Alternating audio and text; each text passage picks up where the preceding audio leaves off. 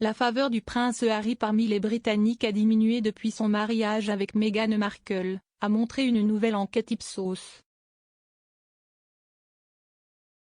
La note de faveur du prince Harry a chuté de 35 points de pourcentage selon une comparaison entre une étude Ipsos achevée en mars 2022 et une analyse similaire réalisée juste avant qu'il ne se marie avec Meghan en mai 2018.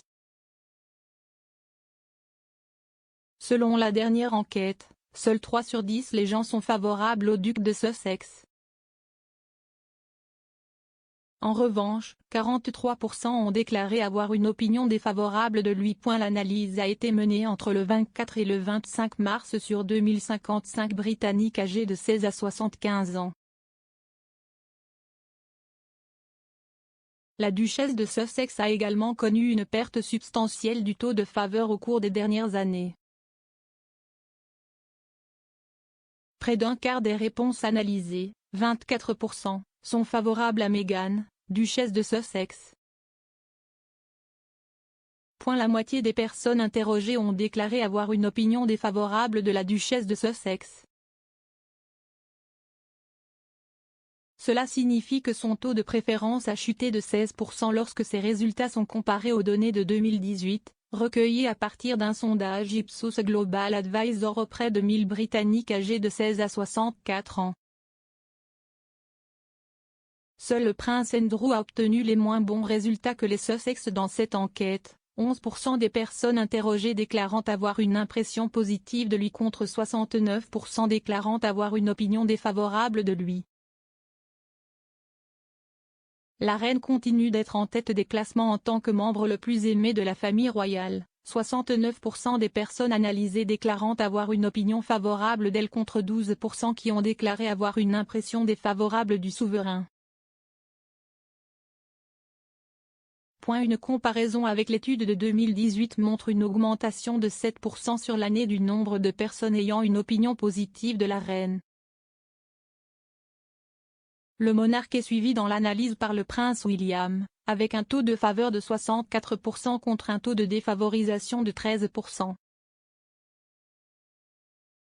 Alors qu'il a augmenté de 2% en faveur par rapport à l'analyse similaire menée en 2018, sa femme Kate, duchesse de Cambridge, a augmenté de 4% au cours des dernières années. La duchesse est troisième dans les graphiques tirés par les résultats d'Ipsos, avec un taux de faveur de 60% contre un taux de défavorisation de 13%. Meghan et le prince Harry se sont rencontrés au cours de l'été 2016 et, comme l'a avoué le duc lui-même lors de son entretien avec James Corden en février de l'année dernière.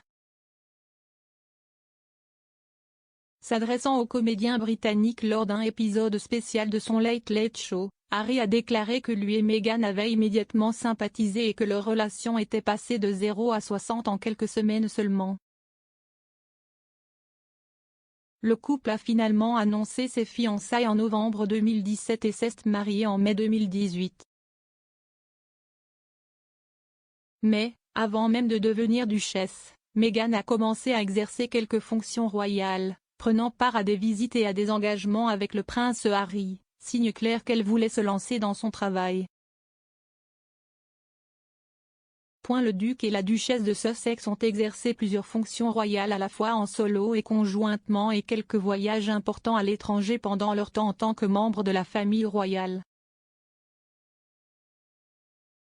Cependant, en janvier 2020, ils ont annoncé qu'ils voulaient se créer un nouveau rôle au sein du cabinet, ce qui les aurait vus continuer à représenter la couronne tout en devenant financièrement indépendants de la subvention souveraine et en poursuivant des efforts financièrement rentables.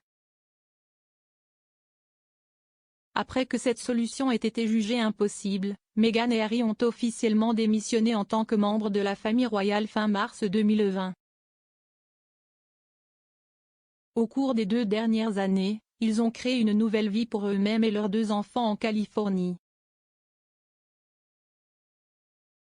Fin 2020, ils ont lancé leur organisation Archewell, qui comprend des centrales de production de contenu audio et vidéo et leur fondation à but non lucratif qui a récemment fait des dons en faveur d'organisations travaillant sur le terrain en Ukraine. Les Sussex ont également conclu des accords avec Netflix et Spotify pour produire du contenu exclusif pour ces plateformes de streaming. Comme annoncé le mois dernier, Meghan publiera cet été la première série de podcasts d'Archewell, intitulée Archetype. Les Sussex travaillent également sur 2 séries pour Netflix, Art of Invictus et Pearl.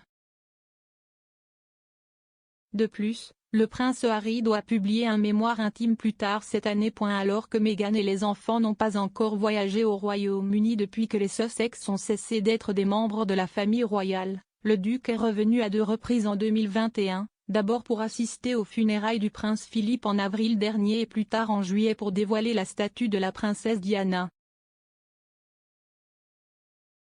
Au palais de Kensington,